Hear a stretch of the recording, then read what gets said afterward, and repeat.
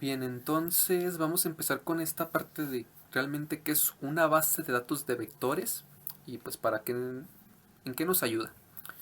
Entonces vamos a ir directamente a lo que sería la página de MongoDB.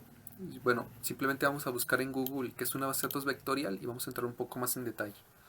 Entonces entramos aquí a la página de MongoDB y aquí de hecho nos empieza, bueno, aquí principalmente nos dice que bueno, ¿cuáles son las bases de datos de vectores y cómo debemos, eh, bueno, qué debemos primero de entender para comprender estas bases de datos? Nos dice que las bases de datos vectoriales, para esta parte primero debemos de entender pues que es un vector. Aquí nos dice que en matemáticas y física un vector es una cantidad que tiene magnitud o tamaño como dirección. Un vector se puede descomponer en componentes, por ejemplo, en un espacio bidimensional un valor tiene un componente X horizontal y Y en vertical. Y bueno, en ciencia de datos y aprendizaje automático, un vector es una lista ordenada o secuencia de números que representa datos, ¿ok? Entonces, en una base de datos lo que nosotros hacemos es almacenar representaciones de información, que bueno, normalmente se le conocen como embeddings. Y esta información representa pues datos como por ejemplo, no sé, puede ser datos o información de una imagen, de audio, de video, puede ser dato en texto de una conversación. Y bueno, principalmente esto es a lo que se refiere. Nos dice que un vector generalmente se representa como matrices o listas de números donde cada número de la lista representa una característica o atributo específico. Entonces, se almacenan arrays con representaciones numéricas, es decir, un array de números donde estos números pues tienen un significado.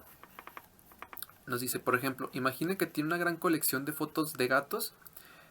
Cada imagen es una pieza de datos pues no estructurados, pero puede representar cada imagen como un vector, extrayendo características pues como las siguientes, que puede ser el color medio, el histograma de color, histograma de textura, la presencia o ausencia de orejas, bigotes y una cola. Todo esto se almacena en una base, en un propio embedding o en un vector. Nos dice que la inserción vectorial o vectorización es el proceso de convertir dichas palabras o otros datos en números, donde cada punto de datos está representado por un vector en el espacio de alta dimensión.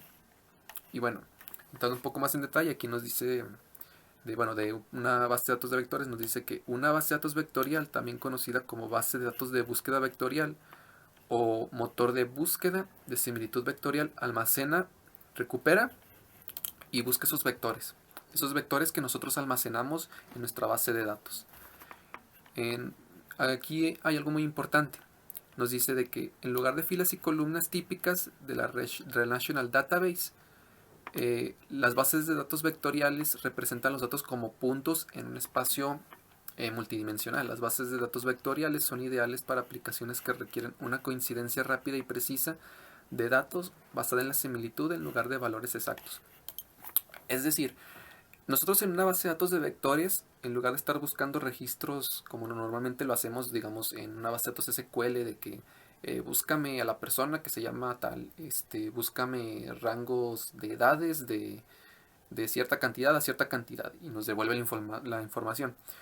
Eh, Cambia el paradigma a un punto en el que nosotros nos devuelve información, por ejemplo, de si yo le pido información de, no sé, le pregunto de animales con bigote, a mí me devuelve la similitud de estos animales que tengan bigote, no sé, un perro o un gato. Entonces, ya que tenemos esta parte, eh, aquí nos dice, imagina una base de datos vectorial como un vasto almacén y la inteligencia artificial como el hábil gerente de depósito.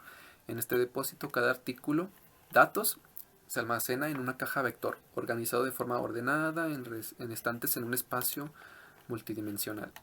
Y bueno, esto es una representación más a detalle de lo que se refiere. Por ejemplo, aquí nosotros tenemos principalmente lo que sería esta parte, es decir, el vector embedding, y aquí está el array. Este array es lo que representa la información y cada uno de estos vectores representa como un puntito. Es decir, estos que vemos aquí de color morado, púrpura, y esto pues es nuestra base de datos de vectores. Todo se distribuye de una forma en el que unos puntos quedan más cerca de otros en base a sus similitudes. ¿Qué similitudes? Bueno, eso ya lo hace la propia base de datos de cómo debe de organizarlo, y también nuestros propios modelos de incrustaciones. Entonces, aquí tenemos nosotros una representación un poco más a detalle. Tenemos, por ejemplo, aquí, digamos, esta es una base de datos de vectores, por ejemplo, bueno, puede ser X. Digamos, le subimos información tanto de manzanas, de frutas, de información de empresas, incluso de animales. Y aquí nosotros tenemos, por ejemplo, que sería de un pollo. Digamos, por ejemplo, es un pollo, y digamos, es pues un gallo, gallina, y pues los relaciona en base a similitudes. Por ejemplo, pues tienen pico, tienen plumas, lo hacen en base a similitudes que tengan pues estas entidades. Por ejemplo, aquí tenemos una banana, y digamos, le hace la inferencia de que pues una manzana pues se parece mucho hasta cierto punto a una manzana, pues porque son frutas. Entonces las va relacionando. E igual, si se dan cuenta, aquí por ejemplo está por ejemplo gallo, gallina, pollo, lobo, perro, pero estos quedan más cercanos de, por ejemplo, las frutas. ¿Por qué? Pues porque son animales. Al final del día pues son animales, y pues los relaciona o los pone más cerca unos de otros porque son más similares en base a su representación de vectores. Y pues bueno, así es como funciona una base de datos vectorial a grandes rasgos. Y bueno, principalmente sería esta parte. Igual si ustedes quieren indagar más, pues pueden hacerlo aquí en la página del propio MongoDB. Entonces, aquí vamos a ver esta parte también de las 5 mejores bases de datos vectoriales que tenemos por el momento. Entonces, aquí hay una imagen que, bueno, es más en detalle. Yo, por lo que se ha investigado y he escuchado de comentarios de las personas, principalmente lo que es de Chroma, es más de código abierto. Ustedes se lo pueden descargar y pueden usarla tenerla pues en local más que nada. También pueden desplegarlo, obviamente, pero creo que, por lo que tengo entendido, suele ser más usada para entornos locales, incluso en pruebas. Entonces es una buena opción si ustedes quieren empezar a usarla sin, digamos, pagar algún tipo de servicio, y quieren pues adentrarse un poco más en detalle, pues pueden usar ChromaDB. Bueno, Chroma, Vespa, Quadrant, también es de las que yo sé que son más populares.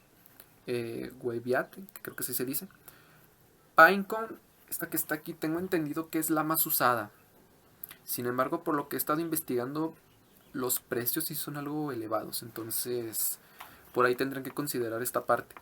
Redis también tiene incorporación de bases de datos de vectores. Bueno, no la pusieron aquí, pero pues como acabamos de ver, pues MongoDB ya, de hecho, tiene una incorporación por ahí de vectores. Entonces, de hecho por aquí dice IA generativa, base de datos vectoriales y MongoDB Atlas Vector Search. Entonces también tiene la opción de usar MongoDB.